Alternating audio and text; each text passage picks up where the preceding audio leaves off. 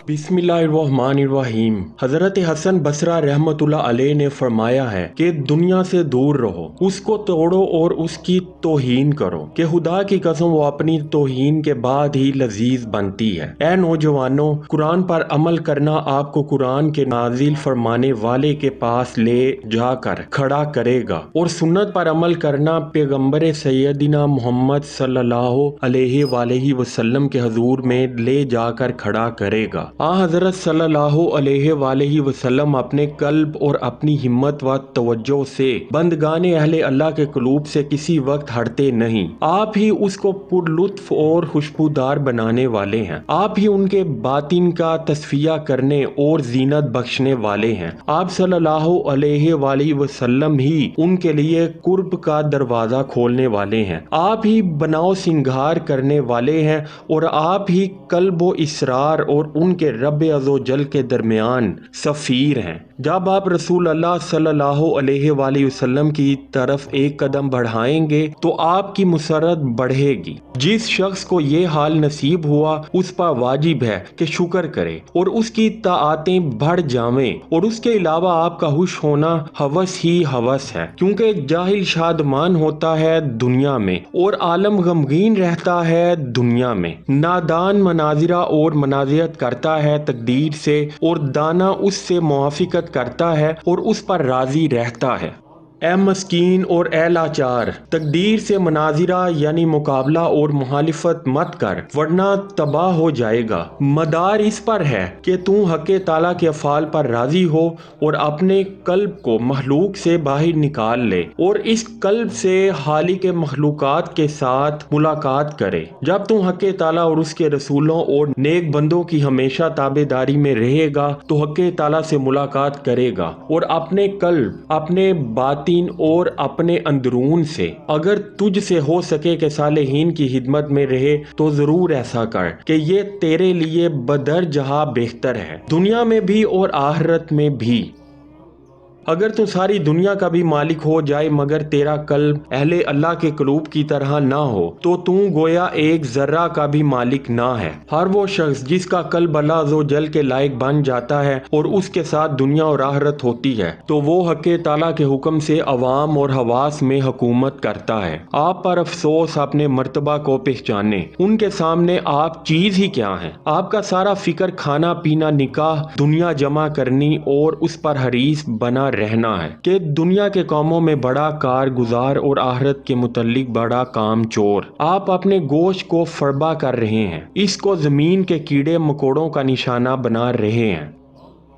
नबी सल्लल्लाहु अलैहि वसल्लम से रवायत है कि आपने फरमाया कि हक़ ताला का एक फरिश्ता है जो रोजाना सुबह और शाम इस तरह निदा देता है कि ए बनी आदम, जियो मरने के लिए और बनाओ वीरानी के लिए और जमा करो दुश्मनों के लिए। मोमिन की नियत उसके तमाम तसरुफात में नेक होती है। वो दुनिया में रह कर दुनिया के लिए एक काम भी नहीं करता। दुनिया में कोई काम भी बनाता है तो आखिरत के लिए के मस्जिद बनवाता है, पुल बनवाता है, मुदरसे और खानकाहें बनाता है, मुसलमानों के रास्ते और सड़कें साफ कराता है, और उसके अलावा भी कोई मकान बनाता है तो बाल बच्चों के लिए, बुजुर्गों और मोहताजों के लिए या मस्कीनों के लिए जिसके बगैर चारा नहीं है। ये सारी तामीरात इसलिए करता है ताकि मकबूल होकर आखिरत में उसके लिए उसका बदल तामीर हो। उसकी तामीर ना तबीयत के लिए होती है, ना नफ्स के लिए और ना ख्वाहिश के लिए।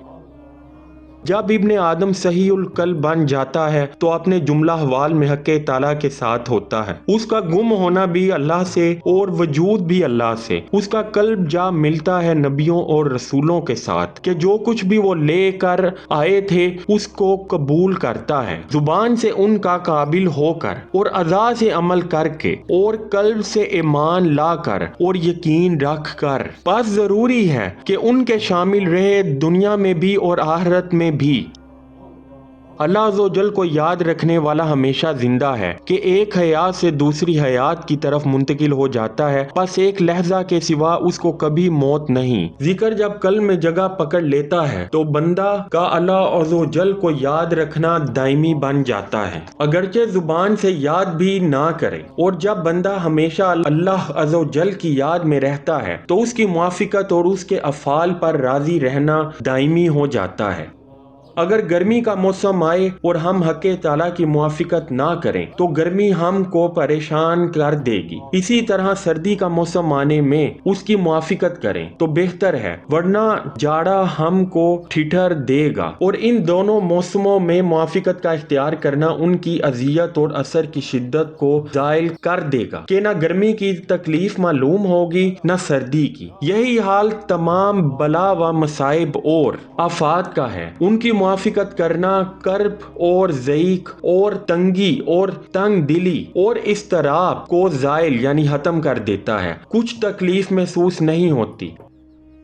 اہل اللہ کے معاملات بھی کیسے عجیب اور ان کے حالات کس قدر پیارے ہیں کہ ان کو حق تعالیٰ کی طرف سے جو کچھ بھی پہنچتا ہے وہ ان کو لذیذ معلوم ہوتا ہے، کیونکہ حق تعالیٰ نے ان کو اپنی شراب معرفت پلا دی ہے اور اپنے لطف کی گود میں سلا لیا ہے اور اپنے ان سے مانوس بنا دیا ہے۔ اس لیے ضرور ہے کہ ان کے لیے حق تعالیٰ کے ساتھ قیام اور ماسوہ اللہ سے غیر حاضری خوشگوار ہو۔ وہ حق تعالیٰ کے حضور ہمیشہ مردہ بنے رہتے ہیں کہ ہیبت ان پر مسلط ہے، بس جب چاہے گا ان کو اٹھا کر کھڑا کر دے گا اور حیات عطا فرما کر بیدار کر دے گا۔ وہ اس کے حضور میں ایسے ہیں جیسے اصحاب کہف اپنی غار میں کہ ان کے حق میں حق تعالیٰ نے فرمایا کہ ہم ان کو کروڑ دیتے رہتے ہیں، داہنی طرف کی اور بائیں طرف کی۔ وہی سب سے زیادہ عقل مند ہے اور ہر حال میں اپنے پروردگار عز و جل سے مغفرت اور نجات کی لو لگائے رہتے ہیں، یہی ان کی ہمت ہے۔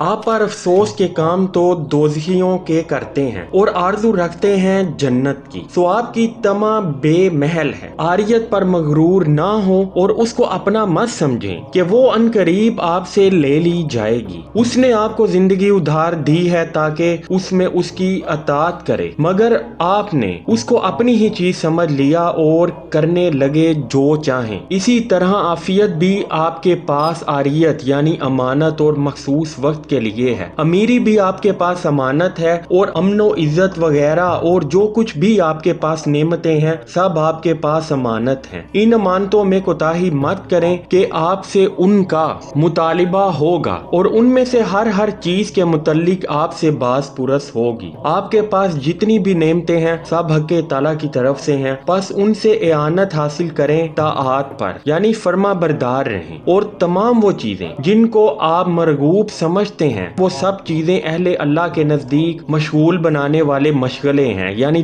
دنیا کی تمام چیزیں آپ کو حق و حق کار سے دور کرنے کے مشاغل ہیں۔